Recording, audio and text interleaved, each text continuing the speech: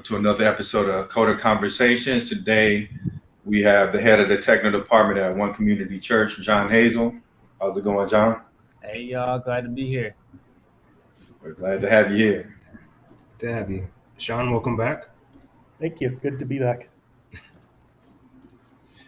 So, basically, John, can you tell us a little bit about your story? How did you get into coding and technology? How did you end up in DFW? How did you end up at One Community Church? Yes, sir. I'll try to be quick because that's a lot right there. But I grew up. My dad was a programmer, actually, C# and .NET, and so I grew up around it. I picked up his HTML goodies book when I was 11 years old and just started building HTML. The funny thing, the next time I picked up web design was like 10 years later. And there was CSS and JavaScript and WordPress and all this stuff. And I was like, what the heck? What happened to the good old days of like, I just type it in HTML and I'm done.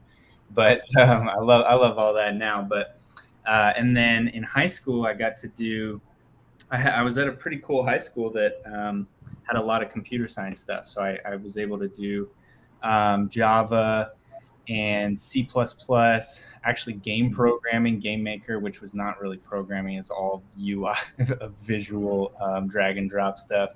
And then I did Oracle database design, so I got to get a little bit of foundation in data.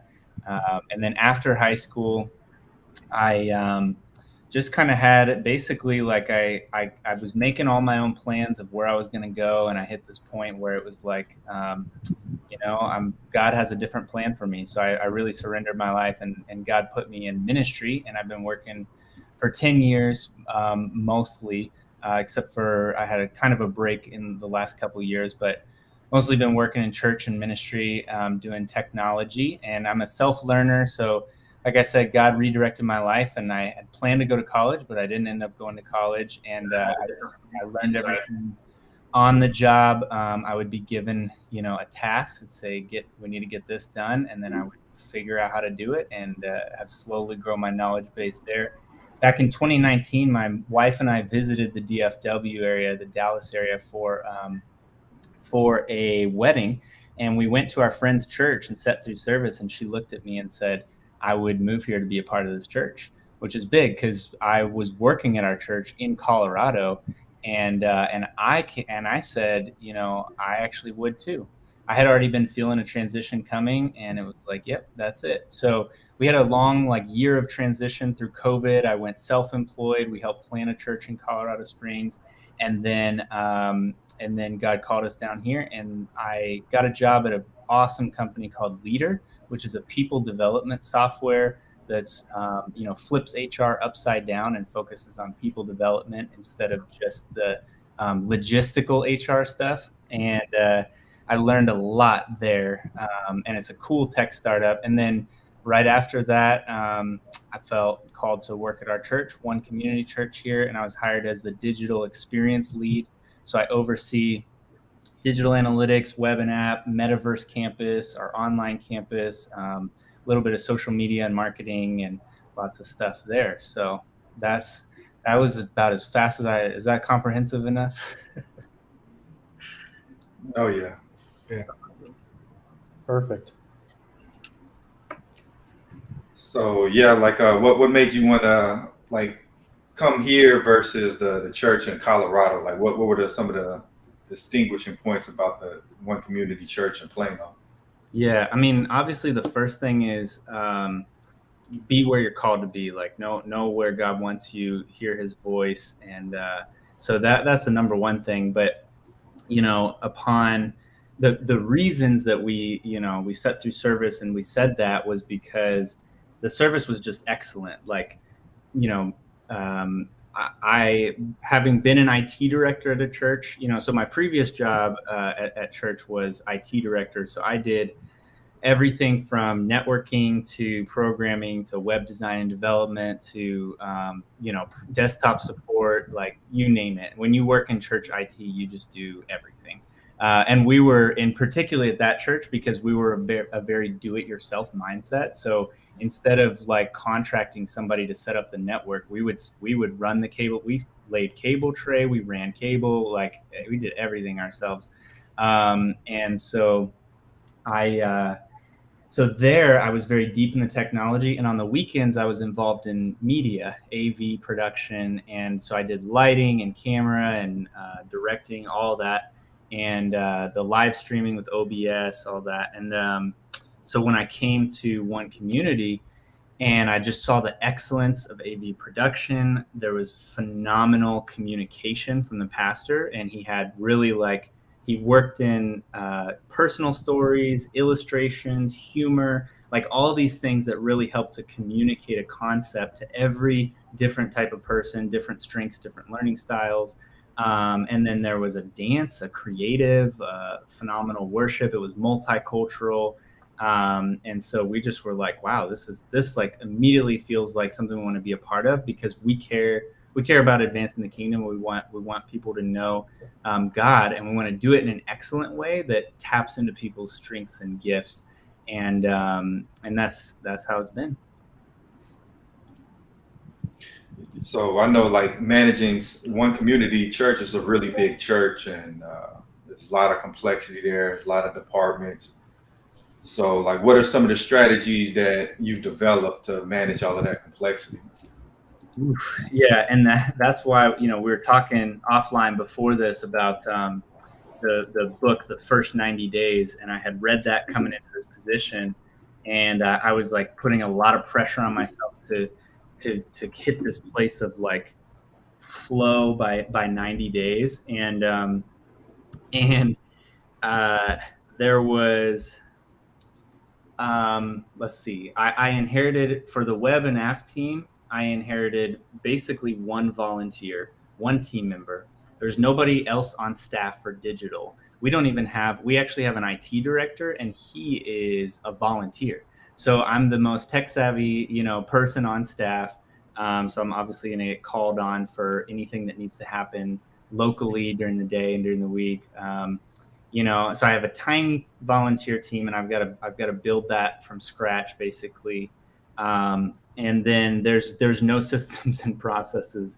Things are very like, we're just a get it done culture, which is what I love. And that's kind of a little bit more how Dallas is. Dallas for me makes Colorado Springs feel like a little Kansas town, because, it's fast paced. Like, people are making good money out here. People are hustling. And so I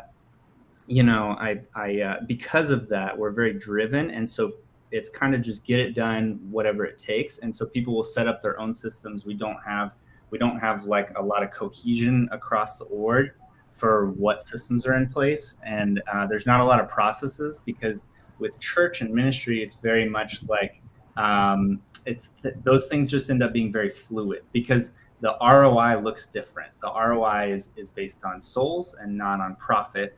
And it can be harder to encapsulate that and to build those processes out. But you hit a point as a church, or even in a non-profit ministry capacity, where you hit this point where you say, okay, if we're going to scale up, or any kind of organization, if we're going to scale up bigger than this, we got to make some serious changes.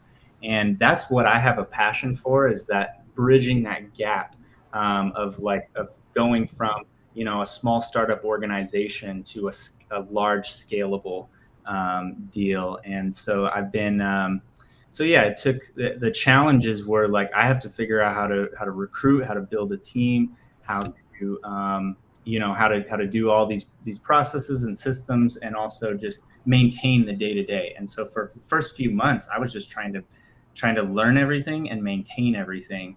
And then between like 3 to 6 months, I started to build for myself. And now we're at the 6 to 12 month. We just hit 12 months this week, actually. And it's been really about growth and putting leaders in positions. And we're starting to really see some impact. So it's cool. So, like, I know you were in corporate America before this. And like you mentioned, the goal in church is more like saving souls. But like, what are some of the difference, like the contrast between growing a, like growing a corporate job versus the church. Like, how is it different growing a volunteer-based organization? Yeah, that's a great question. And it was really cool actually, because I've gotten kind of like, God's calling on my life has obviously been ministry, and I buck against it constantly. I'm like, I want to be in business, I want to be an entrepreneur, I want to be in tech, and I just somehow keep ending up back in ministry. So what was cool about that job? So before that, I was self-employed. I was doing web design and development for 9 months or so. That was really great. But then I went into that.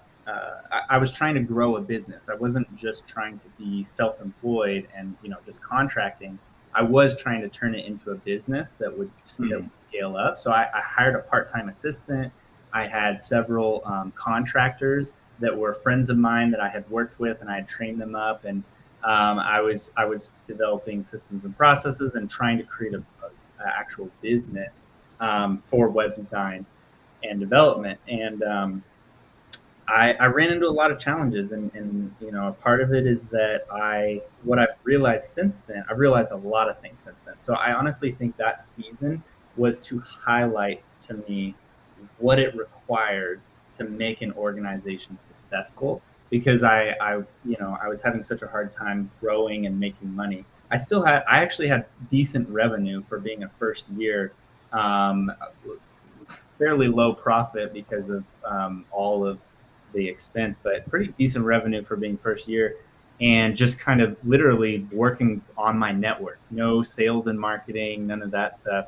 But then when I went from there to Leader, which the way that I got introduced to Leader was really fascinating, because I was trying to onboard a software at my previous church called PushPay, and I was talking to the sales rep and telling him how I was going self-employed, and talking to him about my passion of like organizational consultancy.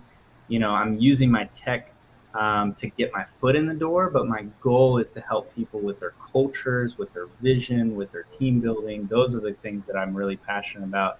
And I use web design as a foot in the door to start, because everybody needs a website, so that's an easy way.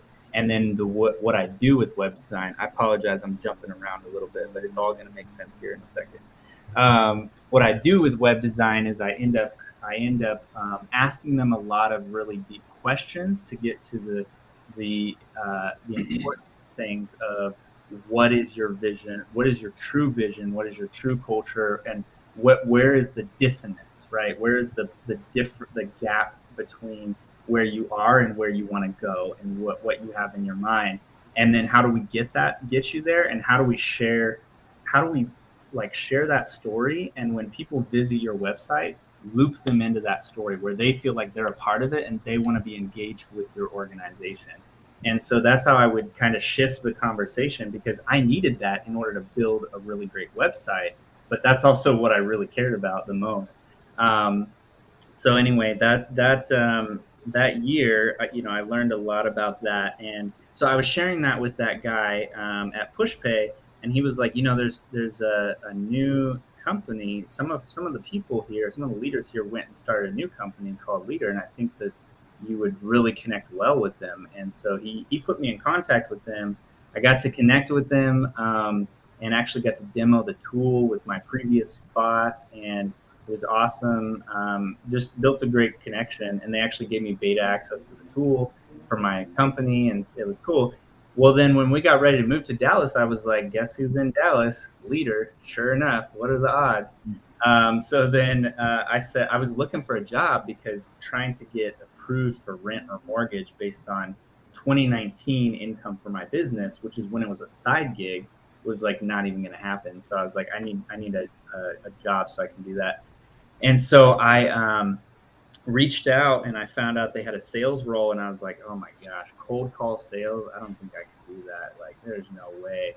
And I'm talking to my wife about it, processing it, and I'm like, I start selling her on the tool basically, and I was like, well, maybe I could sell this pretty easily. What was cool is that their target audience at the time was churches.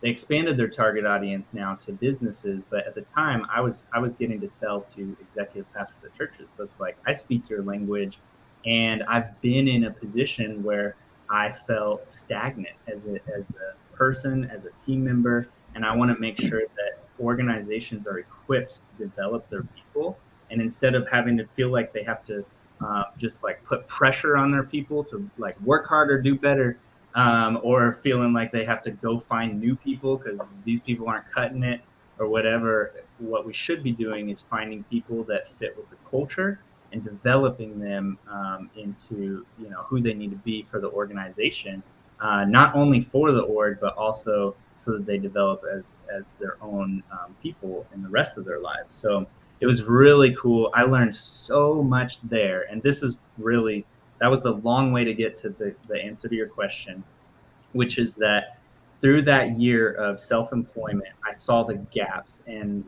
during this time at Leader, I saw that outbound sale, I learned how to build a sales funnel and how critical outbound sales is. And I've also learned a lot from Donald Miller with Business Made Simple about, you have your business is like an airplane, and you've got sales and you've got marketing. Those are your two different engines. And you got to at least have one of them. You can get by on one, just marketing or just sales, but you get some more thrust if you've got both. And so I really learned a lot about building pipeline. And so now at the church, I'm out there, on the weekends, just walking up to people and connecting with them and finding out if they're plugged in anywhere, because I don't want anybody to walk alone. And so I'll try and, of course, I'm going to try and plug them into my team because I'd love to have them, but I'm going to try and plug them into the team that makes the most sense for them. And I'm not going to be bothered by no. So I learned that, working in sales, that a lot of times it takes a minimum of 7 to 8 touch points to actually get a hold of somebody. So when somebody ghosts me for 3 text messages, I'm not going to take that personally, because I know that we just met and I'm not a priority in their world. But I'm going to text them 11 times before I drop them from my list. I'm going to, and on the 11th time, I'm going to say, hey, it seems like now's not a great time to connect, but I'm always here if you need me.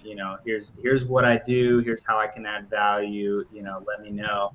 Hope you're doing great and having a wonderful year. And so I learned a lot about that, and that has been critical for running a volunteer-driven team, because it takes a lot to build a volunteer team. And then on top of that, you're working with tight timelines. So I've implemented that Leader framework of people development, which is the anchor of the one-on-ones, and then goals and learning and a lot of other things that for development. And so I've implemented that to make sure that everybody on my team is really growing and enjoying life and enjoying being a part of it, and that being a part of the team is not just something that they feel obligated to do, but it's something that's adding value to their lives, and it's something where their strengths and gifts are being able to be activated. And that's been the primary goal. So those are the two things. And then there's been rhythms. What I learned from one community is how critical it is to set up rhythms that volunteers can become a part of. So we have weekly meetings, we have weekly huddles, we have different rhythms that we can put people in within a few days. So I don't know if you were asking for all of that, but that's what I've learned in the last couple of years. Sounds like running a church isn't really a lot different than running a business. Yeah, it sounds like a business. A lot of that was like, you're just talking about all the processes that you have to learn and pick up and what works and what doesn't work. And I was like, that just sounds like a business with extra steps. Right. Yeah. And now people can get weird about that and feel some type of way about that. I don't have a problem with it, because in my mind, like, here's the thing with business, the C-suite is working their tails off to make sure that they, hopefully, if it's a good business, they're working their tails off to keep the stockholders happy, right? Because those are the people putting money into the organization and they're the ones that are paying them. They're the ones that's where the revenue's coming from. That's the ones sustaining the org. So they work their tails off for that. And there's a reason that an organization that's really intentional with their systems and their processes and their culture of their team and everything else is a profitable business, and there's a reason that it's profitable. And if they're going to put in all that work and intentionality and set things up so there's long-term legacy and succession planning and all those things for money, shouldn't we be having that same level of excellence and thinking things through and being an effectiveness for the church? And you just can't do it if you don't have systems and processes. And people, when they learn about what's happening behind the scenes, if they learn about it in the wrong context, they may feel like, oh, I'm just a cog in your wheel, or I'm just a number, I'm just a head count on a Sunday morning. But if they learn about it in the right context and realize that the reason that we have systems and processes is because we care that you don't walk alone.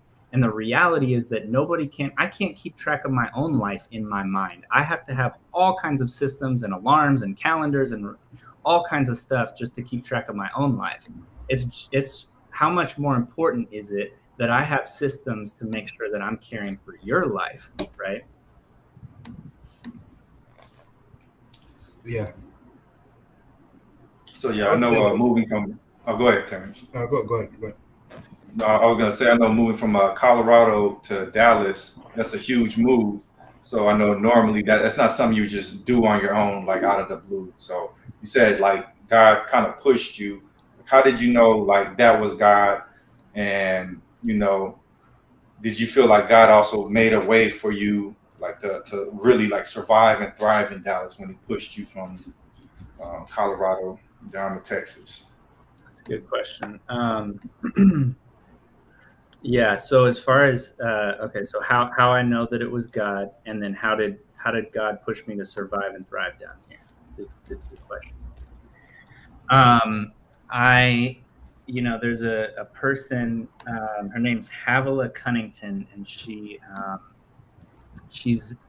basically talks about that there's several different ways that people hear from God, and we talk about hearing from God, and we think audible voice or voice in our head, which is one of the ways that people talk to God. Let's call it interacting with God, right? So that just to level the playing field. So there's several ways that people interact with God, and hearing is just one of them. There's also seeing, right? So there's people who are really vision oriented in their giftings, and so maybe they have dreams, or they just see a picture in their mind, or they see a picture out in front of them. That's the most intense one, is like a vision, like they see it as if it's there but it's not really there. But that's seeing, right? And then there's hearing, where you hear something in your mind, and you're hearing it in your mind. You hear a lot of things in your mind, right? Like you're constantly having thoughts, and but you hear it in your mind, but it feels foreign. It doesn't feel like this came from me. It doesn't feel like this doesn't match my personality necessarily. This doesn't match my temperament, my whatever. It's like, this didn't come from me, and it's in a positive, peaceful, spiritual direction, right? Because you're going to hear things that feel foreign, but it can be anxiety, and it can be, dark things that are hitting your mind from dark spiritual forces. And so you're going to hear other kinds of thoughts, but you can tell that's not leading me in a healthy direction. And so if it's leading me in a healthy direction, there's positivity, there's peace. It doesn't mean it's not challenging. God will definitely challenge me. But that's, for me, I hear. There's other people who just have a knowing, which is kind of how I feel sometimes. Like, you just have this gut sense, right? And there's a gut sense that is your own personal gut, but then there's a gut sense that feels a little bit foreign, like this didn't come from me. And that's that knowing. Like, I know that this is what God's saying, or what God's compelling me to do, let's say. And then there's, so I said hearing, seeing, knowing, feeling. There's people that are very emotions oriented. And so, a lot of this stuff will actually make, first of all, God created us. He wired us each uniquely. And so, of course, he's going to communicate with us in the language that makes the most sense to us. And it's going to match our personality. It's going to match our love languages, our temperament, our strengths. You know, God knows you, and he wants to talk to you in the way that makes the most sense to you. So the feeling, it really, if you look into the Myers-Briggs, it could help you to identify, am I more hearing, seeing, thinking, feeling? So for me, I am an INTP, which means I'm introverted, I'm intuitive, I'm thinking, and I'm perceptive. Now, each of those four letters has four alternates. So the alternate to introverted is extroverted. The alternate to intuitive is sensing. Alternate to thinking is feeling, and then perceptive is judging, right? But I'm an INTP, so the thinking is what I gravitate toward. I gravitate toward the mind, the logic, the ration, the thinking. My wife gravitates towards the feeling, right? So she gravitates towards the emotions, the heart, the what's going on down here, right? So I have to know that I speak the language of thinking and she speaks the language of feeling. And I have to figure out how to adapt my thinking language to have more emotion to it, so that I can speak her language. Similarly, I think that feeling is one of those. If you're a feeler, then you likely hear from God that way. You get emotions, you get an overwhelming sense of, you know, hope, joy towards this move, this relocation, or this job change, or whatever, and it's very based out of your emotions. But again, the key thing here, there's two key things. One is it's a foreign feeling, or I should say it's a foreign, I don't know, something, foreignness to it, right? There's a foreign attribute to it, and it's going in, and it's a foreign in a positive, peaceful direction that's going to have a positive impact. Doesn't mean it won't be challenging. Doesn't mean that it will make sense. A lot of times God directs us in ways that don't make sense. But there's going to be a peace on it in your spirit that you just feel this draw to. And I'm going to give some personal examples here in a second that clarify this. So I'm just kind of laying the groundwork of that. And I'll tell you how it happened for me. But there's the peace, and then the next thing is that it's cross-checked with the word, with the Bible, right? So it's like I'm digging in the Bible, and no matter how much I dig into the Bible, I still get that same sense. No matter what I read, if I'm spending hours in the Word, but I'm still feeling this same sense, or thinking the same thought, or knowing, or hearing, or feel, any of the different languages, then I'm still getting that while I'm digging into the Word, and I'm even finding Scripture to back up what I'm sensing. Right? I have a friend who, let's see, two stories. I have one friend who they had the option to stay where they were located, and they were actually going to it was going to be comfortable. They were going to make a lot more money. There was like a lot of opportunity where they were located, or the option to go somewhere else, which happened to be across whatever the U.S. I think it's the Mississippi River is, I think, what it was, to go on the other side of the Mississippi River, go west in the U.S. and relocate and take a different job.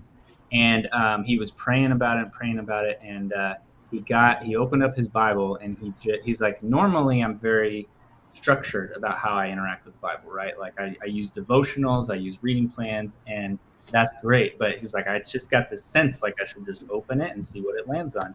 Landed on something, and it just so happened that the verse was in the Old Testament, and it talked about God was telling the person, you need to cross the river and go to the place that I've called you to. He was like, okay, there you go. We're crossing the Mississippi and we're going there. And then I had another friend who was, had relocated his family to Colorado for this job at the church, and they were trying to decide whether they were supposed to be there long term. They were renting a house at the time, trying to decide whether to buy. And he opens up his Bible and happens to land on something that said, it was the same thing. Just God said, open it. It landed on a page that said, go here, plant roots, stay here, right? I don't remember obviously I don't remember these scriptures. I could text them and ask, but so that doesn't always happen, right? Those are two specific examples. But the bottom line is, as you're reading the word, do you still feel that resonating of it in your spirit, whether it's knowing, hearing, seeing, feeling? And I feel like I'm missing one. I think there's a fifth one, but if you look up those, and I think she even has an assessment where you can find out which one's yours. But anyway, all that to say that for me,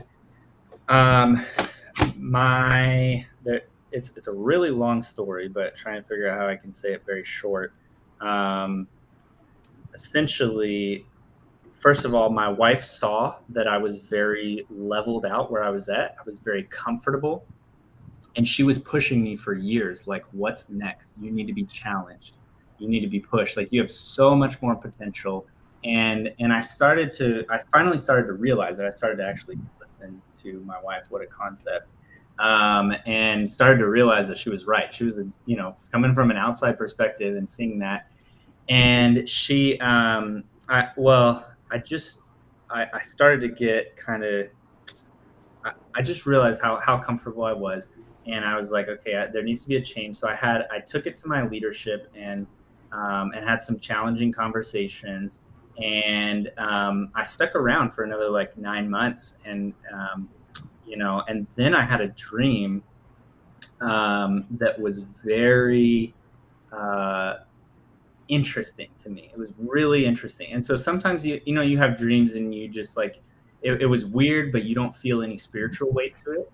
And sometimes you have dreams and you're like, there's clearly some symbolism here, right? And so you have to have somebody in your life that you can go to bring those dreams to, that is just more tends to be good at interpreting those things and knows you and knows how that might apply to you, and maybe even knows some of the biblical symbols that happen in dreams. But anyway, I had the prayer coordinator at our church. I talked to her about it, and she basically and she never does this. Usually she says, I'm going to text you later, but she just immediately was like, oh my gosh, I'm so excited for you in Aspen. This is what this means. You're going to take off. God has huge plans for this next season. And I was like, oh, okay. And then I was praying about what does this mean, and I felt like God said you need to start applying and interviewing. And so I started, or He said you need to start, first of all, release that current job, and be okay with it. Right? We should always be holding everything in our lives, whether you're Christian or not. You should have everything in your lives with open hands. I have a friend who's a millionaire. They have planes. They have all kinds of stuff, and he says, I've seen so many of my friends where, they were very wealthy and they lost everything to a bad investment or something else. And I've seen people commit suicide after that. I've seen people, all kinds of things go wrong, just get defeated, depressed, feel like they can never get back up there. He's like, so I've committed in myself that I'm going to be content no matter what. I'm okay losing everything. And I would go with him to fancy restaurants, and then I'd go with him to Waffle House, and he was good either way. So we have to always hold those things with open hands, because you just never know what's going to happen. So God was saying I had a tight fist on what I thought my future was, and I've gone through several iterations of this with God, where I tighten my fist on what I have, and He says, you better open your hands or I'm going to pry them open for you. So I opened my hands and I started interviewing or applying, which was very uncomfortable for me. And I dealt with a lot of lack of confidence. I'm like, I never went to college. On paper, I know I'm brilliant, but then on paper, there's nothing to show that. I can't I have to tap into my network, because nobody's even going to give me the artificial intelligence in the hiring systems aren't even going to pick up on me. They're going to kick me out just because I don't have a bachelor's degree. I feel like every software engineer in the world can relate with that.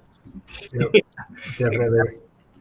Yeah, and transparently, my dad always felt insufficient to take on jobs. He felt like he had to lie on his applications and interviews and say that he knew languages that he didn't to get jobs, which he shouldn't have done, because then he had to work his tail off to, as soon as he got hired, he was spending all night every night studying the language and trying to keep up. And it was hard on him, and I don't think you have to do that. Like, first of all, you shouldn't be dishonest. But second of all, once if you have some stuff on your resume that'll get you in the door, and you can have the conversation, and they're going to say like, well, we work in this language, and it seems like you don't have any experience in that. And y'all can correct me if I'm wrong, because I've never actually interviewed, but I think that mostly from an organizational standpoint, you want people who are going to be excellent team players, excellent culture fits, and they're self-starters and they're self-learners. And when it comes to the tech field, especially. Sorry, I mean to interrupt, but there is an element. You're right on the attitude thing, but on the skills, like, obviously don't lie, but like, I know for myself, every job I've taken, from being a CTO to being a teacher to being a software architect, one of the co-inventors of freecreditscore.com, I had never done it at all. And I never lied and said I did, but I think within myself, and I think a lot of us have to do this in order to kind of get into an interview to a position where we really want it. You just have to know within yourself you can pull it off. Yeah. Don't oversell yourself, but don't embellish it beyond reality either. That's it. That's good, Sean. Yeah, you have to be reasonable. You have to be honest with yourself to the point where, like, even if you stretch the truth, like, how far are you willing to stretch it? Because then at that point, you have to put the money where your mouth is, right? Like, okay, hey, this guy says he knows how to do this. Okay, cool.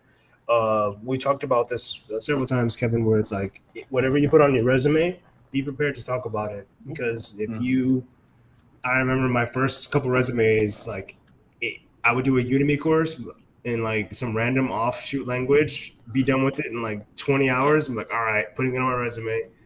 And I look back at that resume and I'm just like, that's sure, I can get past all the screen readers and stuff, but if somebody was to ask me about Java or Go or Haskell or something, like, I wouldn't be able to talk about that. I mean, those answers Haskell's come from experience. Yeah. I think when people interview with me, I often tell people, I'm one of those, on my LinkedIn, I'm one of those that puts out those, those kinds of messages like, this person never did it before, but I took a chance, and I'm really glad I did. They're my best performer. I'm not even lying at all. I mean, that has actually happened. Yep. But I often describe it as, if you could convince me that you can do it, or that you will do it in a very short period of time, that's good enough for me. You just might get the job. That's it. That's good. And that's the point. Like, I was completely lacking confidence. I was like, what have I done the last 8 years? I was like, I don't know. Like, I'm in church IT. I do all kinds of random things. And I hate this phrase so much. I'm a jack of all trades. I called it. Yeah. But do y'all know what the full phrase is? Actually, that we actually shorten that phrase, and there's a whole nother part to that we don't normally talk about. The only variation I've ever heard was jack of all trades, master of none. Master of none. Yeah. So jack of all trades, master of none. The full quote is, but oftentimes better than a master of one. It's supposed to be a compliment. It's supposed to be like, you have this broad range of skills, but it's better but it's, and of course, like, sometimes you need a specialist. Sometimes you need somebody who's really honed in on something, but other times you need somebody that's got that broad expertise, because they can connect dots and take from their learnings in different areas and apply them in this area, right? So it's you need both, and you need to know when you need one or the other, right?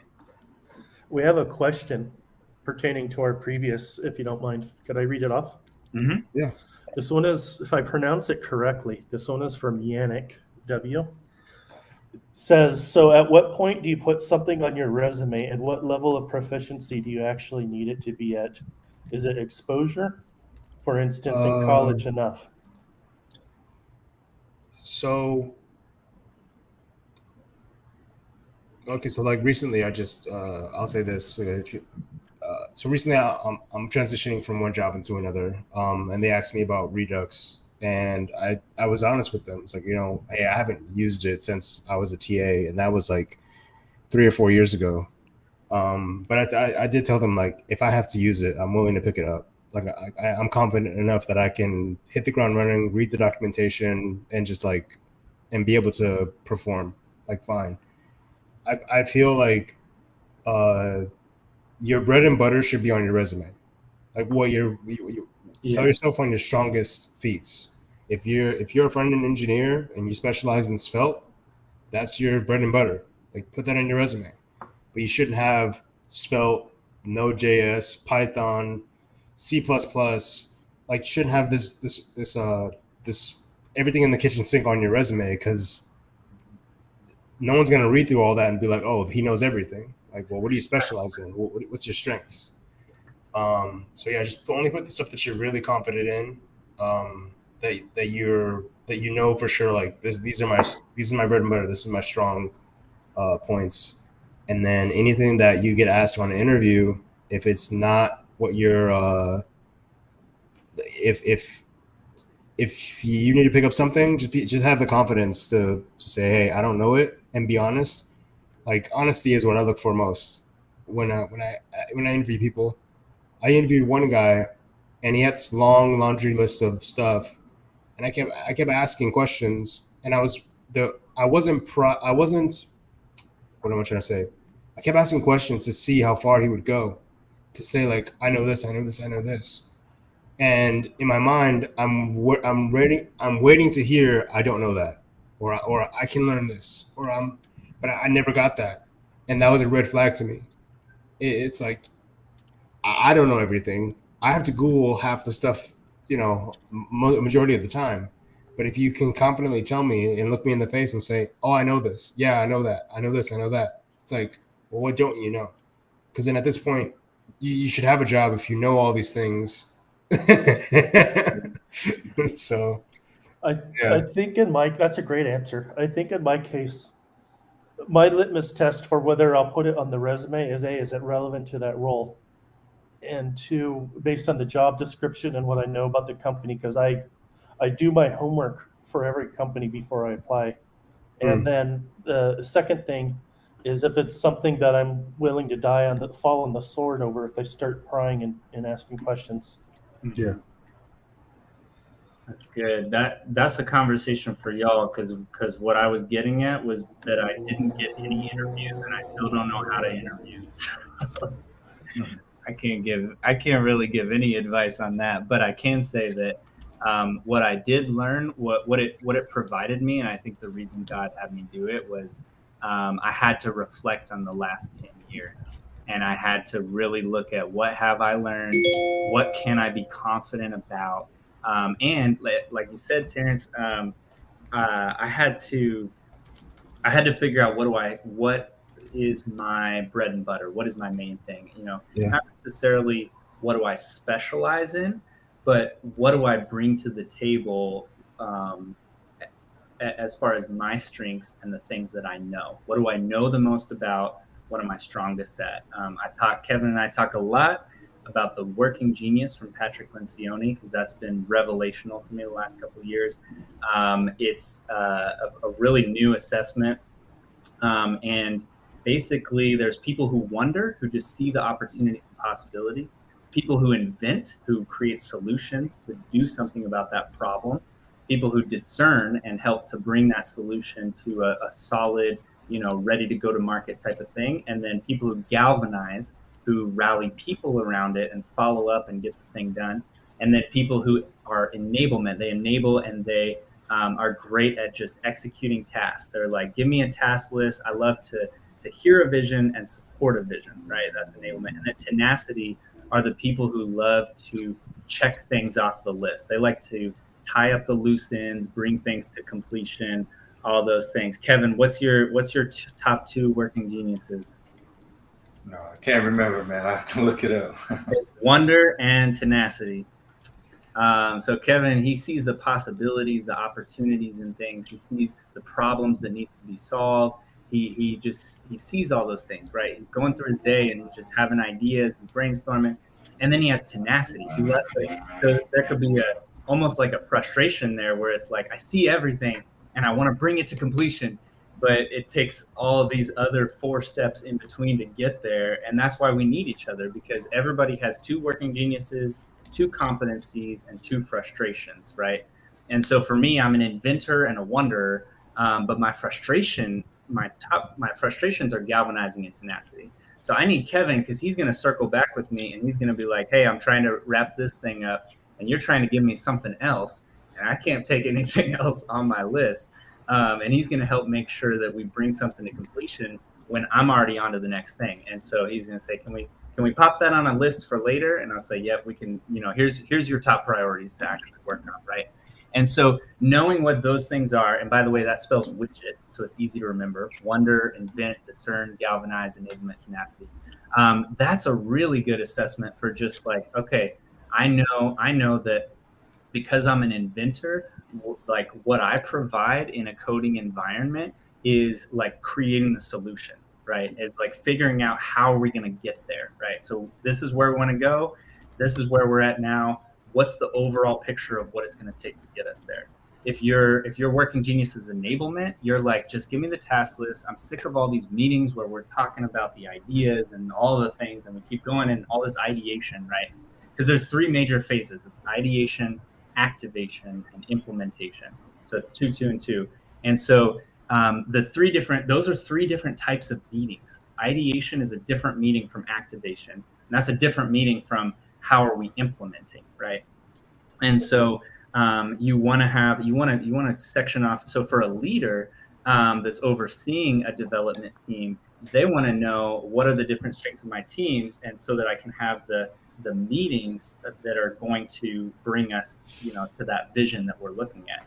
But you, on your resume, you want to say, if you're not the person to invent the solutions, and you're the person to just follow the vision, just give me the vision, give me how we're going to get there, and let me just execute. You want to say that, because they're going to be looking for that. That if that's the person that they need in their environment, they'll look for that. But if they're in an environment that's really heavy on ideation, and they need some to balance that out with some tenacity people, and they say, and you say, I'm really good at bringing things to completion. Like, it really frustrates me when we work on something and we don't take it to the finish line. So I like to circle back up and say, let's come back to this.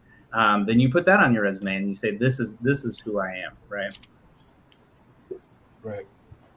That's good. That's good. I mean, that can-do attitude works in certain cases where if, let's say, for example, I needed a junior engineer, that I needed somebody who was malleable and who has that can-do attitude and is willing to learn and is open-minded, like that'll work. But then you also, I want to counter that argument where, like, sometimes I don't have the time to hold somebody's hand and show me where the goal is and I'll go and get it. It's like, okay, but what's your vision? What's your goal? The reciprocity has to be there, where if I bring you on my team, I need to understand what's your skill set. What are you looking for out of a position besides monetary gain, and are we a right fit at the end of the day?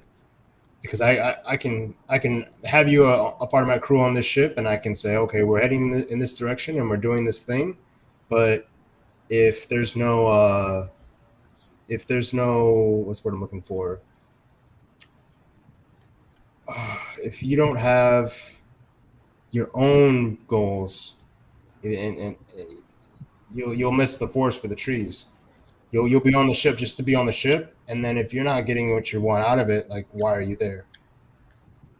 Yeah. As a CTO, I built the team from just me up to 15 people for my technology team so far, just in the last 18 months. And I've also taken an interest in like identifying these different archetypes and personality types, because you get a lot of friction if you don't bucket people into the right. For every new person that you hire, the company has a different mood, and you've got to fit people into what's going to make them happy and what's going to make the company happy, kind of mutually, and everything like that. And I think one of the things that Terrence, and you have to do it without a lot of bias, because like you can go too strong on that and start being toxic about it also. So you have to do it in a very healthy way. But I was listening to what Terrence was saying about I don't have time for this. I mean, of all you said, those words stuck out because you don't bring someone onto your team that you're not willing to support. As a senior person, as a leader, Of course. Yeah. if you're not going to be able to support them, then just don't bring them onto the team. Now, sometimes I make the decision. I've actually hired 2 interns and converted them into full-time employees, and one of them just got promoted to a senior DevOps.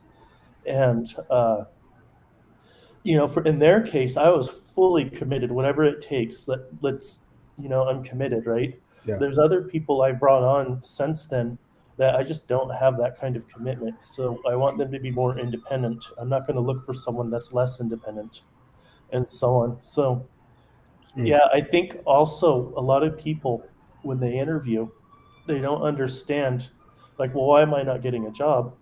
It may or may not be your interview skills at all.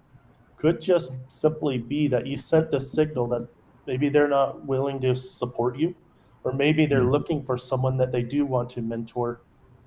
Like Google often hires people that they could shape into their own mold for their own reasons, right?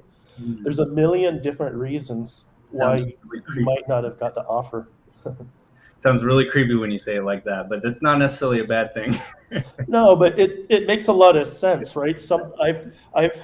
I've had friction with people that came in and knew how to do things, but they wouldn't change, and it just throws a wrench into the entire organization.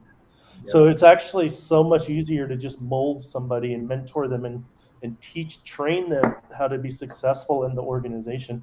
But on a per seat basis, a good leader is going to say, for this hire, this is what I want, and for the next hire, in my case, I might want something completely different. Yep. And to your point, Terrence, everything in life is intention, right? Yeah.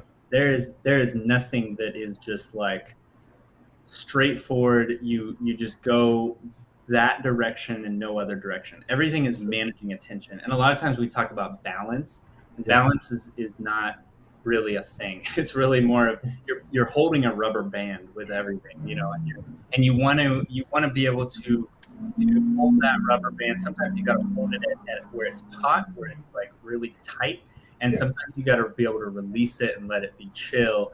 Otherwise, it's going to snap at some point, right? But you're always managing tensions, and so, like earlier you said, Terrence, you want to know if all they're telling me is what they can do, but they're not telling me anything they can't do. They're not telling me anything about their weaknesses. Then that's gonna be suspicious for me, right? Right. So it's attention. Yep.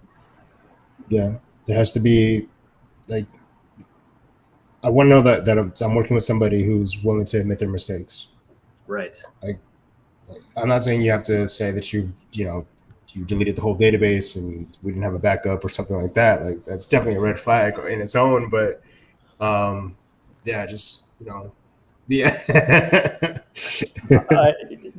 I'm not joking. It was 1999 Y2K. I was testing our backups based on the timestamp. Our backups worked perfect 4 months before Y2K switched over. Yeah. Y2K switched over 10 days later. I had to go to a backup because of a mistake. Our backups haven't run because the timestamp I use hasn't been hit yet. And so everything was 4 months and a week out of date. Wow, you actually really had that's the first real Y2K story I think I've ever heard. 3 weeks later, I had a new job. Oh, no. Ouch. Man, yeah, that's why I don't want to work on the back end. That's the type of fears, I'm just like, just give me an API to hit. I'll make the website look pretty, I promise. Like, yeah, I've had to do some JavaScript and PHP with times, and I'm just like, why is this so complicated? Timestamps and time zones, and it all messes us up. My whole life is the back end. I don't know what y'all are talking about. You put me in React, and I'm having the same thing. I don't understand what this hook does. Right. Yeah. So I got a question. Okay, so I know like a lot of y'all have been in transition, coming to like new jobs, new situations, Sure. and the big thing in the coder world is imposter syndrome. So Mhm. how do you deal with that feeling of, okay, the role requires this? I feel like I'm right here. How do you like deal with that fear and all of that to just be able to get past that and do the job? Uh, for me, it's give myself training wheels to mess around with. Like if I'm like, for example, like this new job requires me to know like styled components and Redux and some other stuff, and I'm like, all right, I don't know, I haven't messed with it in a while. Let me brush up on my skills. I'll just make a project and start playing around with it. It'll be like right now I'm building out a selector to choose your Pokemon, and it's all built in Redux, but it's not like super complicated. It's just like its own little world, its own little sandbox, and all it is it's just a select form. And I feel like at least me understanding the syntax or understanding how something works to a degree before I jump into this new role would help. Well, it'll help instead of me having to burn, the candle at both ends, staying up super late and like trying to be performing at work the next day, and plus potentially hurting my performance that way. I get it. Some people work that way. I'm sure some of you guys have had to do that. But yeah, I just try to space it out, if that makes sense. Like just kind of like give myself a little sandbox where I can mess around with and break stuff and not have to that fear of I have to do this on company time and on a company project. My imposter syndrome was defeated sort of like in two different ways. The first one, from a technical perspective, was I had spent many years studying data structures and algorithms, so like a key point of contention for just about all the software developers out there. And going through these books and doing these tutorials over the years, I never felt I learned it, because if I had to independently write a linked list, I couldn't. I just couldn't, no matter how much I studied it. And I don't know why it wasn't clicking, other than this negative inner dialogue about it and this fear and all that kind of stuff. But the way that I overcame that was I also had a fear of public speaking. I designed the system at Experian, and even when they would have me present my own design in front of 200 other software developers, it's like no one wanted to hear it. I could not publicly speak. I was so terrified of it. And yet, right after I left that company, I went and applied for a teaching job at one of the top coding boot camps. I mean, just go figure that. But somebody, and the founder of that school actually personally invited me to interview, and for some reason that made me feel like I could do it, and so I did. And I was competing against some huge, heavy names that we've all heard of. But they put me in the interview, was basically get in front of the class for a day and teach. If they like you, we might hire you. That's pretty much how it was. It wasn't questions. It was get up and do.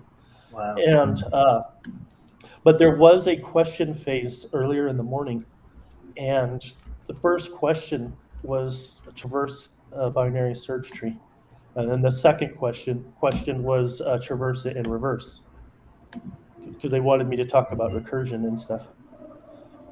I had basically 30 seconds to answer the question, and I answered it. I felt like I was standing beside myself, watching myself do this thing that in 8 years I could not do. So where did this answer come from? How did that happen? I took myself out of the equation and I just did it. I took the negative thought out. I had no time to ask for questions. I had no time to doubt myself. I just said, oh, I have a business requirement, traverse this linked list. This is how I would do it. And I did it. And so on that day, most of my imposter syndrome was actually defeated, just because I learned a trick that if I can get out of my head, I might have a better chance. And so the second event that completed the defeat of my inner imposter, and I mean 100%. To this day, I do not have it. And I became a CTO.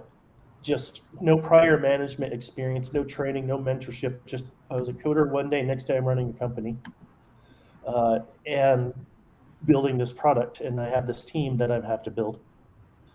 In the management space, there's not a lot of imposter syndrome. If you fail, the competition isn't as high on the personal level. If you fail, there's a lot of support. Everyone knows most businesses are going to fail anyways. What's important is did you learn from it, and are you going to do better? Everyone knows that sometimes it's luck, sometimes it's connection, sometimes it's team chemistry. Whatever it is, it's not whether or not you can invert a binary search tree that makes a business successful. So you don't have the pressure from your CEO and your CSO and all those people that the minute you make a mistake, you're out of a job, or anything you're less than perfect, you're out of a job. You don't have that, so you don't put additional pressure on yourself. Yeah. But in the beginning, I still had a little bit. Can I do this? I have no idea if I can do that. I've never been a leader before at this level, and it took me all but about 4 weeks to learn. And if I'm doubting myself, very quickly I saw I had a few people working there already. The whole company started doubting themselves. Like it creates a certain confusion that shouldn't be there. And that came from me, the second highest leader. And so I had to go home and figure out how to defeat that and come back the next day and never show it again. Wow. So those two things combined, even when things get really unstable and rocky, I don't doubt myself. I just look at it from a logical, okay, this is what's going on, and this is possibly what the solution is.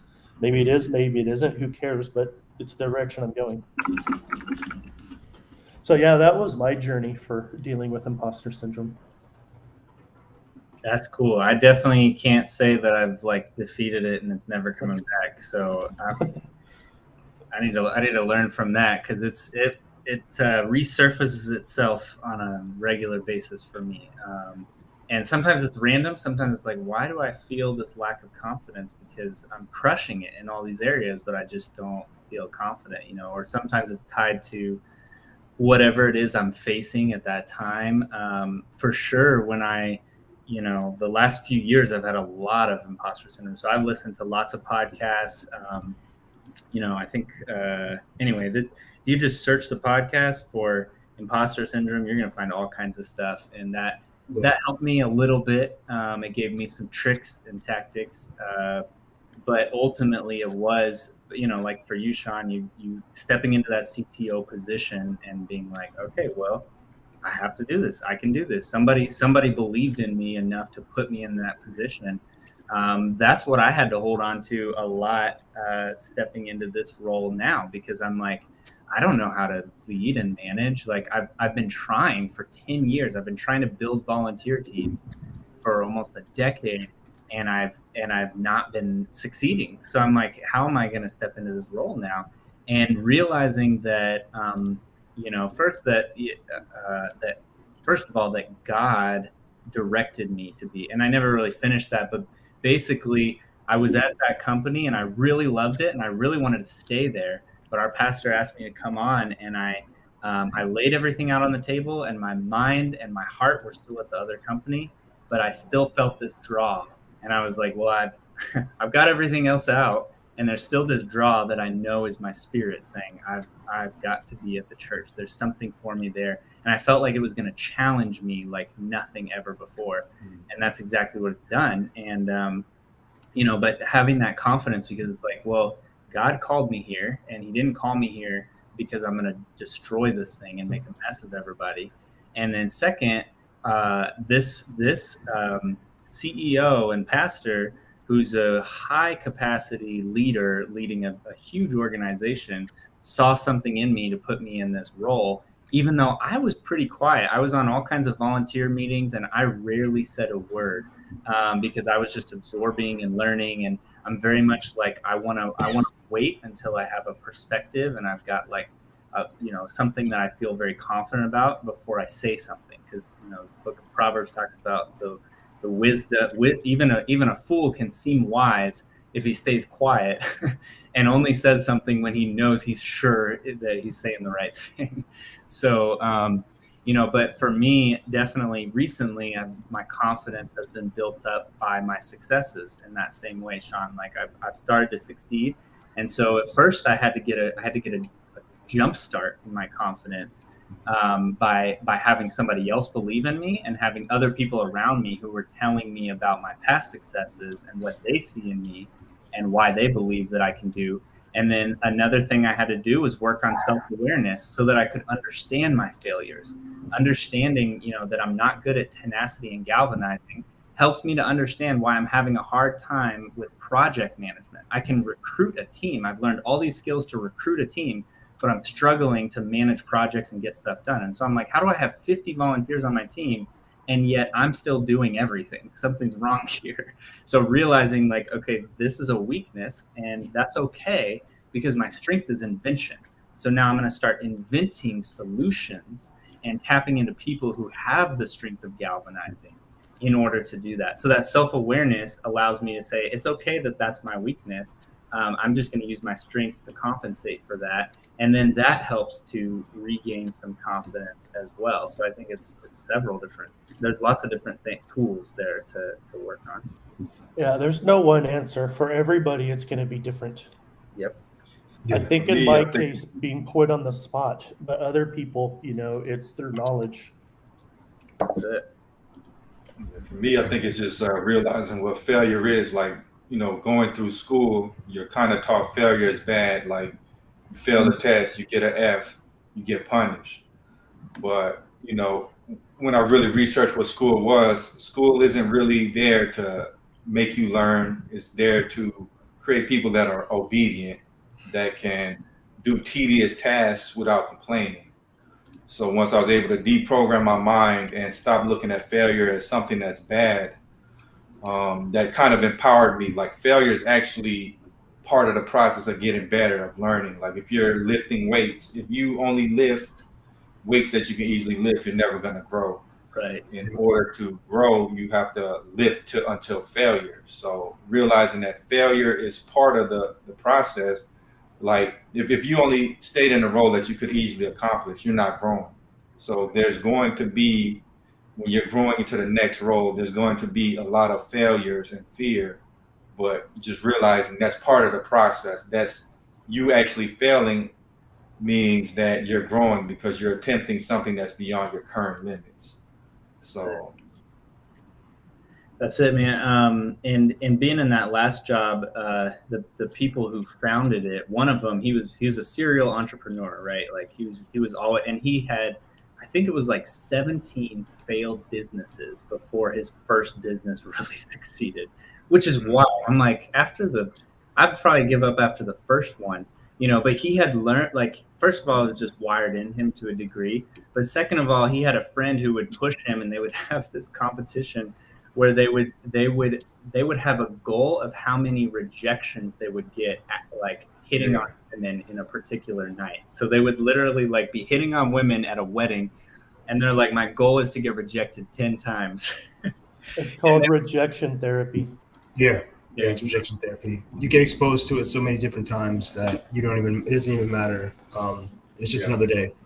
Yeah, I used to do that when applying for jobs. Like, exactly. I did like a very big like shotgun approach. It's like, all right, I'm just gonna apply to 3 jobs a day or 4 jobs a day or whatever. And like it got to a point where if I just saw a rejection, it didn't even faze me. It was like, okay, sure, that's normal. It is what it is.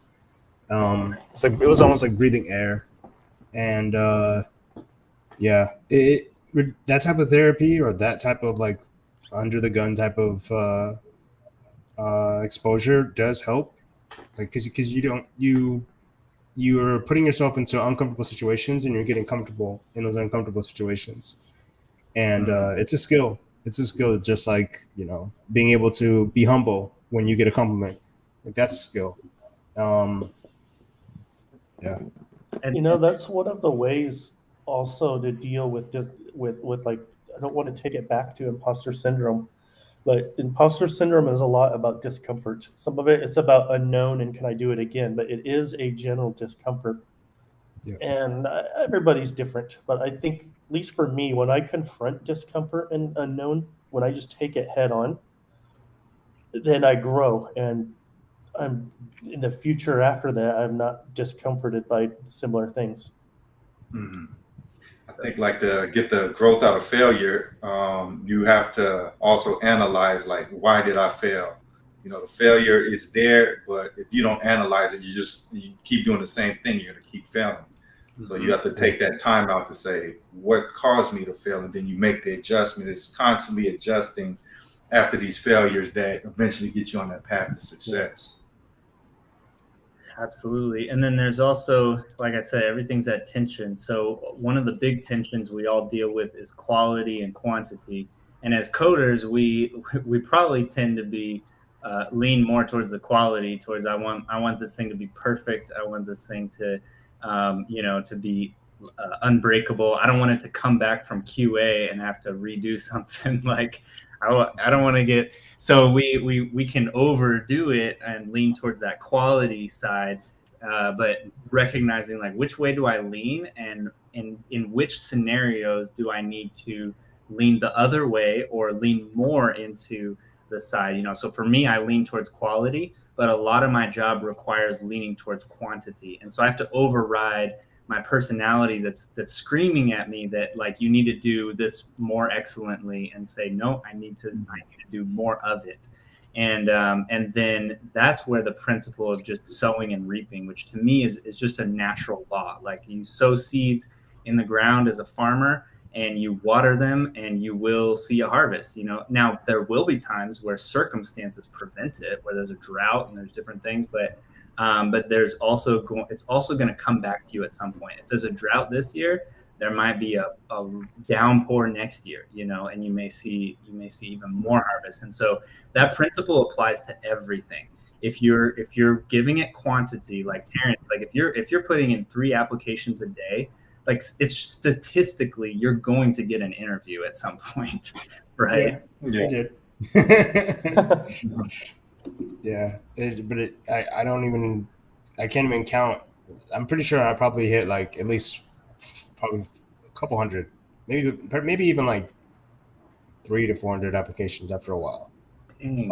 And some of them just kind of went into the void. And there were periods where I just stopped because I wasn't getting anywhere.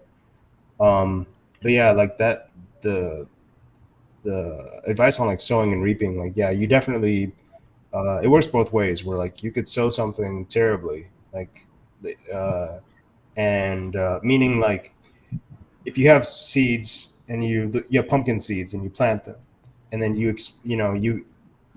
6 months later you get pumpkins, but then you expected apples. It's like you planted pumpkin seeds, you're gonna get pumpkins. Yep. And it's almost like our daily habits, right? If you're doing something that is gonna hinder your performance or like hold you back from a goal that you're trying to reach, that's like planting pumpkin seeds and expecting apples. It's just not that end goal is not going to flourish, or not going to flourish as well if you're doing stuff that's going to hold you back in the end. Yeah, we can get super deep with this. Yeah. I'm stopping myself from like really diving into that whole to that rabbit hole, but yeah, sowing and reaping, and I wanted to say this on imposter syndrome. I don't know if I have imposter syndrome. It's more so of being lazy, I guess you could say. Yeah, like I don't know what the best way to put it, but it's more like I know what I need to do, and I'm lazy to tackle it, or to go forth and to take care of it. And in doing that, and procrastinating in doing that, it sort of grows into something, into this beast that like later it's like, oh man, like, if something's due in 2 weeks and I haven't done it for 12 days, and on the 13th hour, I'm like, oh, wow, okay, let me do this. That one's like, called comfort syndrome. Yeah, comfort syndrome. Okay, that's a good way to put it. Yeah. Did you make that up, or is that real? It's a Seanism. It's a Seanism? That's a good one. That's a good one. No, because there's definitely times where I'm like, this ticket is done in 2 weeks. Final Fantasy looks mighty nice right now. And then, a week later, 10 days later, you're like, Scheisse, I have to get this done. And it's more like, for me, how I tackle the whole imposter syndrome and not really having confidence is putting myself inside of situations and winning little battles. Like, for me, like I've started to improve my home gym. I bought like a bunch of weights and stuff, and I'm still setting it up. But every couple of weeks or every month or so, I keep track of where I started and where I'm going, and just by seeing the progress, that gives me the confidence. Like, you know what? Like, I don't care what my boss says this day. Like, I went to the gym and tore it up. I'm feeling great. Like, that everything can be on fire at work. It's all good. Like, we're gonna get it done. Like, I'm confident enough that we're gonna make it through. And just winning those little battles every day, or at least looking for the little wins. It might not be. You could try something and fail. Like, I tried things and I get egg on my face and I fail all the time, and I look dumb sometimes, but I'm not gonna hold that against me. Just try to win those little battles and don't be so hard on yourself when you fail. Give yourself some grace, honestly. Yeah. Yep. I just looked it up. Comfort syndrome actually is a thing. I said that wrong. I said, did you make that up or is that real? What I meant was, did you make that up or is that a common thing that you already knew about? Gotcha. Either way, it's real. On the topic of sowing and reaping, I think another thing is that sometimes you have to pull yourself back and don't worry about the reward, just worry about the process, because sometimes it takes such a long time to get to the reward that if you're worried about that, you're going to discourage yourself. And sometimes you're going to try to water the seeds too much and you're going to kill it. Like, maybe if I work 2 times as hard, I'm going to get to the finish line, but you're going to burn out. Sometimes It's an be sustainable. Go ahead. Sorry, Ann. It's an extremely difficult thing to learn how to take data, but on the issue of am I failing or not, am I heading in the right north or not, I've learned how to self-validate. In other words, sometimes I will get feedback. When you're a CTO, you're not going to get honest feedback. Most of the people under you aren't going to want to do anything to jeopardize their well-being there. So you have to, look at other things.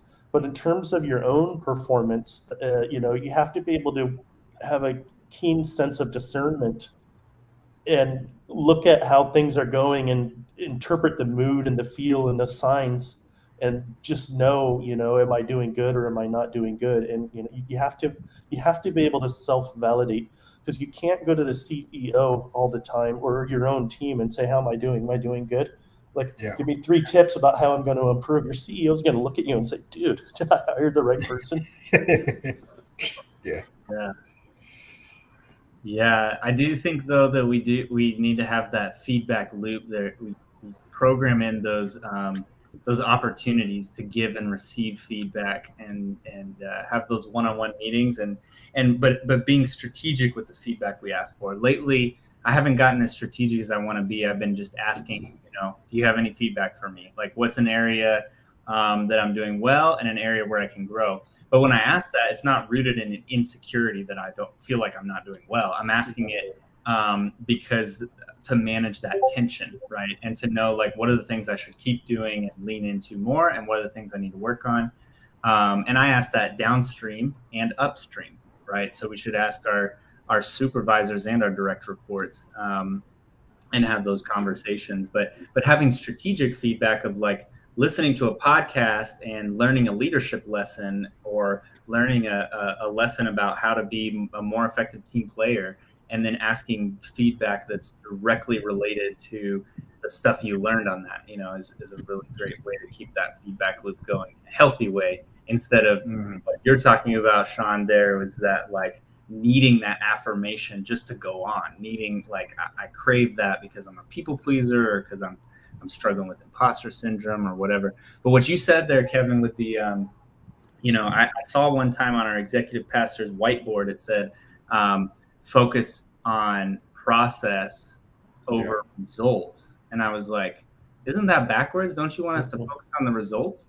And he was like, no, you need to focus on the process of how you're going to get to the results and lean into it day by day. You know, so when I was in sales, it's like you focus on prospecting and you do a prospecting and you do calls and you do admin work and responding to emails every single day, and you just put in the work, and eventually you're going to see the fruit from that. But if you get hung up on the goal for the month, that's going to look like this monster.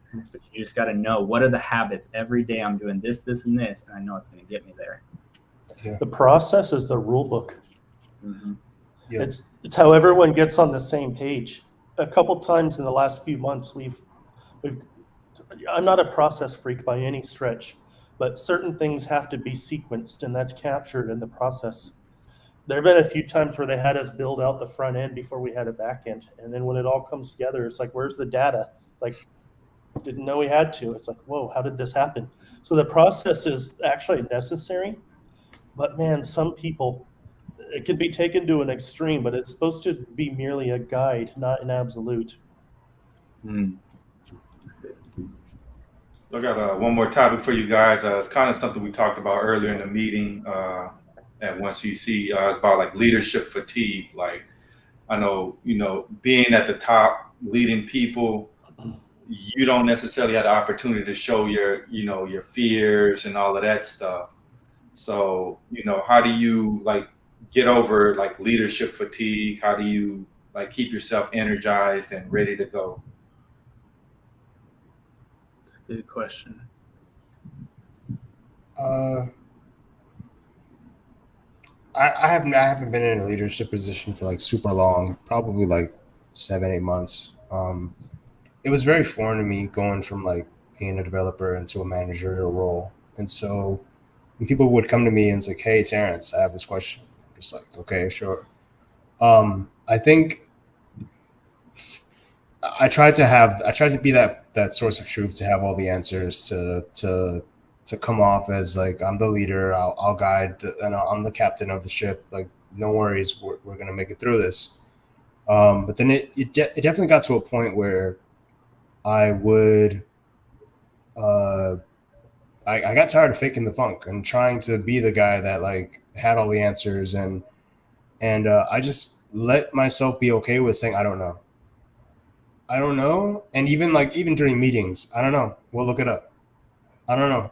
Let's Google it. And that for me gave a lot of relieved a lot of stress and pressure of trying to like come off as if I know everything. Just being okay with saying I don't know, and showing my teammates that I'm just like you. Like, if I don't know something, like, I'm not gonna do anything different than you would. Like, I'm gonna Google it, or I'll play around with this piece of code, or if I don't know the status of something, I'll ask somebody. And I think those type of experiences, especially experiencing it with somebody else, shows them that it's okay to not know everything. Like, shows them that it's okay to just Google something. Yeah, I don't know what leadership is like in your shoes, Sean, but It's a lot scarier. The accountability is so high. Yeah, I feel like John, me and him can probably relate almost identically, because he might be the leader of an IT department. Everything you've said, I'm like, man, that sounds like what I do here at this organization. One thing though I wanted to add on to what Terrence said is, I don't know if it's dependent on your boss or your role. But I know for me, I don't know is not an answer that's remotely acceptable by the people who hold my paycheck in the balance. But what I do, but I very often don't know even today, they put me on the spot for a direct answer. And I had to have nerves of steel in front of my whole team to kind of navigate myself through to a favorable outcome when I wasn't prepared. And I wasn't expecting to, because it just hit from nowhere. But my typical answer is, let me consult with a few team members and get their confidence, and then I'll give you my confidence, and Yeah. that usually works. Yeah. I want to rephrase. When I say I don't know, it's more of it's not a direct like I don't know. Oh yeah, for sure. It's there's definitely like some finessing to the I don't know. It's more of we're still looking into this, or there's this issue, or that needs to be resolved. I want to make it clear that it's less of a shrug and more of a this still needs to be done. Like Yeah, I think the sentiment generally is I'm not prepared to give an answer yet, but I'm going to get you one very quickly. Yeah. I think, like for me, it's so hard because I feel like the mood of the company changes every week, and as we grow, we get more customers, we take on investors, like the pressure, like so many things change that you just have to adapt with it. And so for me, it really is just about, honestly, I feel like every day I'm just watching things happen and I'm just trying to adapt with it and like sometimes just not fall apart. I think I've expressed this to Kevin once or twice before, but a lot of people ask me, they're like, Sean, how do I become a director of engineering? Or I want to be a CTO someday. And they're like, what's your advice? And I'm going to tell you right now how my everyday is. My answer to that kind of a question is enjoy being at a lower rank, because you can go to your leader and say, I'm feeling really overwhelmed. Can you reshift my priorities, or could I take a few days off or something like that? But at these levels of seniority, you cannot go to your CEO and say, I'm feeling overwhelmed. I'm going to go take a personal day off. Literally, it is a dog eat dog world. You cannot show weakness, so you just have to constantly manage your perceptions. But I'm human. I have failures, I have concerns, I have fears, I have successes, I have dreams, and I have ideas because I'm the inventor type. And it's that rubber band analogy. I feel like that tension is always all the way over here. So I just manage it by taking it one task at a time and not letting myself get tremendously sidetracked. But I always have I was a scuba diver and I did shipwrecks and caves, and the training is super intense, and the amount of practice and the lives that your own life and others are at stake with that kind of diving. And the way that some people scuba dive and train is you train a little, you buy some gear. A couple months later, you advance, you buy more gear. A couple months later, you buy more, and you're spending all this money and all this time in these cycles. But when you do caves and shipwrecks, you literally start your first day of training as if you're going to be the most advanced that you ever will. Like they have that end goal in mind and they start you there. And that I took that attitude into what I do here. I might be working today on something, but I have a pretty good idea where I'm going to be in 12 months. And every day, and my whole team, they know it because they're starting to see it come together. I do recall there's a lot of questions about, man, why are we doing this? That doesn't make sense. We could just do that. But now everything is coming together, and like this beautiful masterpiece. I don't want to overplay it, but it's true if I say that. And as long as you keep your eye on the prize, that you don't need to get distracted and rattled in the day to day. That's good. Yeah, I'm always gonna, you've heard this a few times basically throughout this is lean into your strengths, know who you are, and just have that self-awareness. I say this all the time, but I was listening to a podcast. I need to track it down, but there was a study done on a bunch of Fortune 500 CEOs, and their goal was, let's find one attribute that all of these CEOs share, that allows them to lead at this capacity, right? And so they all had theories about what it was going to be. They're all visionaries. They all have charisma. They all know how to inspire people, great communicators, something like that, systemizers, whatever. but what they found was that their strengths, their personalities, everything was all over the map, right? Like as far as the Myers-Briggs or anything, like you had introverts and extroverts and intuitive and sensors and whatever. It was all over the map. But there was one trait that every single one of them had, and they figured it out because they interviewed like coworkers, on the peer level, and then direct reports, supervisors, which would be board of director. They interviewed their families. They got deep, and all like there was a vast, overwhelming statement of that person is self-aware. They know their strengths, they know their weaknesses, and because they're self-aware, they're also aware of the people around them. They're aware of me. They understand my strengths and weaknesses, and they know how we work together well, right? So self-awareness is the number one thing. So lean into your strengths. So for me, with what you're talking about there, with the, somebody asks you a question saying, I don't know, I lean into my wonder ability and my invention ability, right? Those are my strengths. So I will, you can always spin something one direction. A lot of people call this BSing. I just call it, being me, which is just wondering and saying, well, off the top of my head, I think it might be possible to do it this way, or this is how I would do it. And I invent, and I start to kind of invent something off the top of my head. And I don't know if I can, I have no idea if I can pull it off.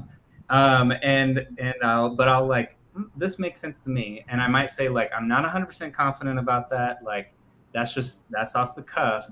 I'm going to look into it. I'm going to talk to my team about it. I'm going to get feedback on it. But I think this might be something we can make happen. And that's how I handle it. But if you're a galvanizer, maybe you handle it more by being like, well, I'm not sure, but I've got this person and this person, and this person. And I think if I bring them together, we can have an ideation session and we can get to a solution on that. And so I'll get back with you, lean into your strengths.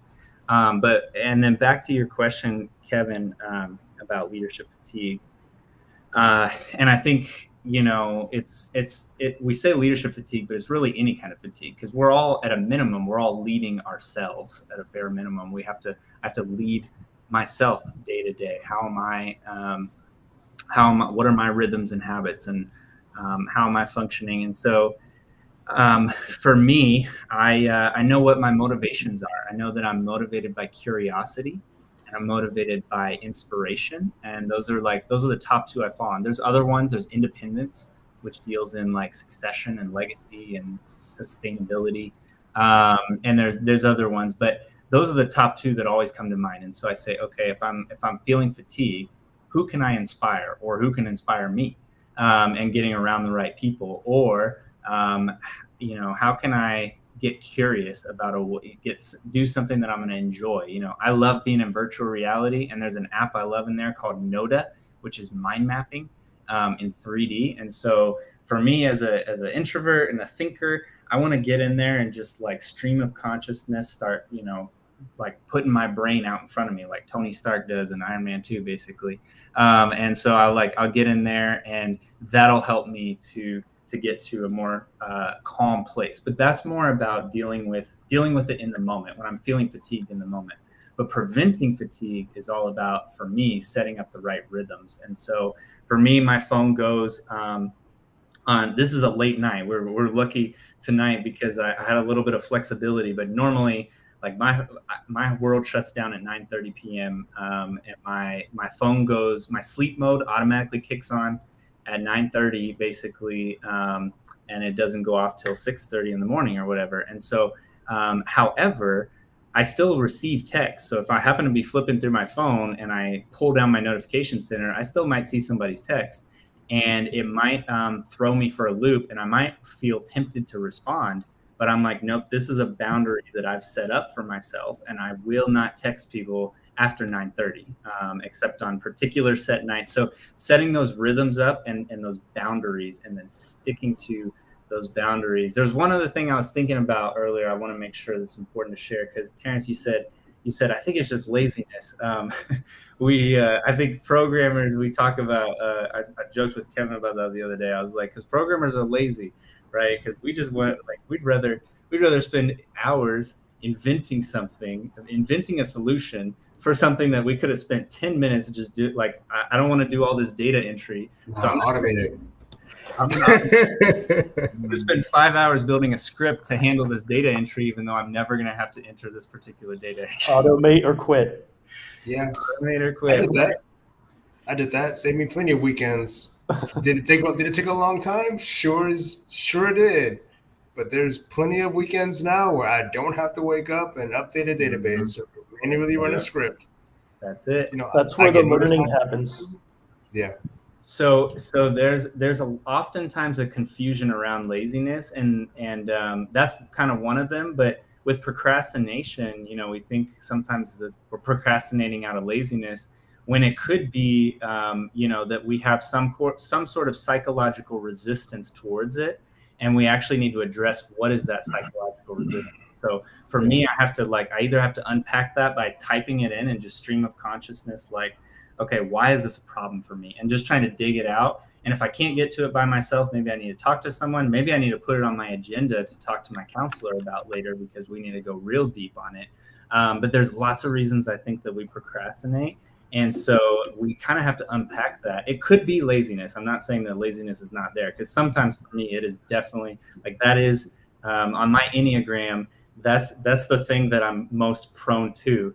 But there's other times where it's not laziness. It's just that I don't have everything I need. I'm waiting for somebody on something, or I need to do this, and this, and this in order to do that. And maybe it's like, I need to just capture all the tasks that it's going to take to execute this project, instead of sequencing. It's not this big thing in my mind. I just need to figure out, like, what's the next action. So there's a great book called Getting Things Done by David Allen that really helps with that. Yeah. You're just breaking down the problem into smaller steps. That's it. Yeah, I think for me, one of the biggest things that causes leadership fatigue is like pride. And I mean that in because, like, in order to really reduce leadership fatigue, you want a lot of really competent people around you. Because this last project I worked on at Caliber Home Loans, I was the only front-end developer for the whole project. But they gave me so much work that it's almost impossible to do. So once they brought on another developer, like me moving out of the way and really letting him go to work, that really like reduced a lot of my burden. You know what I mean? Sometimes, like a lot of times when we're in a leadership position, we always want to be that go-to guy. We want to be like the best at everything. But really, you want to empower the people around you, and they might outshine you for a while, and you have to be fine with that, because you know, the more that they can do, the less that you have to worry about. If you have really competent people, you just don't have to worry about certain things anymore, because they're going to handle it for you. And you know, sometimes I think we let pride get in the way, because we start seeing them to shine, but we don't want them to outshine us. You know what I mean? But you just have to let them take off and be fine with it and celebrate it. You know, it should be celebrating. Like that should be one of our greatest joys is if I was able to help somebody else succeed. That's amazing. Mm-hmm. Like, or taking too much on when you have a team for a reason. Yep. Yeah. Yep. And that's, there's lots of reasons. There's one other story I want to share from y'all. When I was self-employed, I was relying on my network to get contracts. I didn't, like I said, like I had a website and that's about it. I wasn't doing marketing or sales, hardly doing outbound sales at all. And even then it was network based. And I was able to land a major project from a major organization, a nonprofit that's international, that you all would know if I said it. And it was like, how the heck did I get this? This is crazy. It was a total God thing.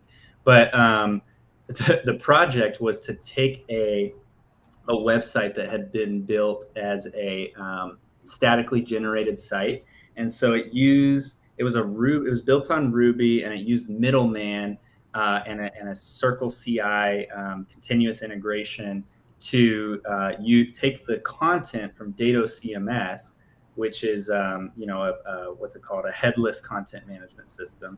To take the content from that and then plug it in to this Ruby site and then generate the site. So what's sitting on the server is all raw HTML, CSS, JavaScript, instead of having a dynamic content management system like WordPress. But the problem was that the Circle CI integration was continually failing. So they would have to, the content team would have to go to the central IT team to get the website updated every time because something would break. So they were like, we're done with this. We want to go to a full, dynamic content management system, WordPress. So now here's the thing. Everything that I just described to you, I didn't know any of that when I accepted this contract. When I signed the contract, what we had talked about was that they wanted their current website rebuilt in WordPress. In my mind, what I was going to do was literally build a website from scratch in WordPress with, I think I used Beaver Builder, Divi, Elementor, whatever, with a page builder, right? Not dealing in code. I'm all doing front end stuff and easy stuff, right? And I might even contract somebody to help me. In my mind, that's what I'm doing, right? And then we get to a point in the contract, and it's basically like, oh yeah, this is what you're doing.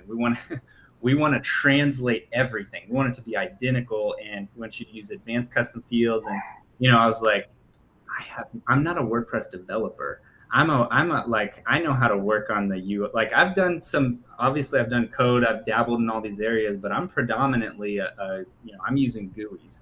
Like I'm not that, and I had no idea how I was going to do it, but I poured myself into it. And in the end, I got paid probably like $10 an hour. When cause I agreed on a price that sounded amazing at the time. I was like, man, if I can build a website for that much, like that's great. Like I could do one of these a month and it would be awesome. But I had to pour so much into learning in order to pull that off.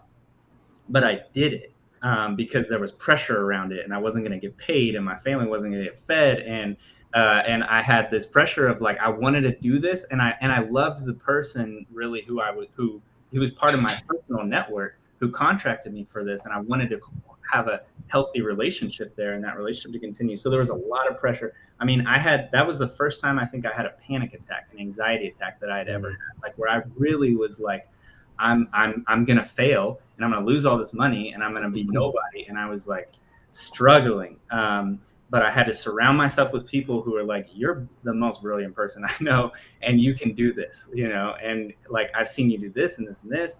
And then I had to tap into resources I had never used before. My grandfather is smart with engineering and technology, and I had never really asked him questions. And so I started asking him like, what do you, how does what's it called? Object-oriented programming work, and like trying to learn how to build WordPress plugins. And eventually I actually did it. I finally did it. I put in so much work, but I did it, and I did it excellent. And they were blown away. And I learned stuff that was invaluable about WordPress development that allows me to do things today really easily, that are super beneficial for the church. And I learned a lot about technology in general. And I expanded my network because the people that I worked with at that organization, they really like me, and they will email me every once in a while and say, hey, we got this project. Are you up for it? So all that to say, like you do want to be realistic and self-aware, but there will be times where you need to be challenged and you need to be thrown into the deep end, and you got to swim for dear life, but you're going to grow from that like never before. So know the difference. Yeah, that's good. I know Terrence, he said he got to go, and we kind of ran over time, so we can end it here. We appreciate everybody for tuning in. Thanks for showing up, John, Sean, and Terrence. Yeah, man. We'll see y'all next time. Peace. Peace. All right.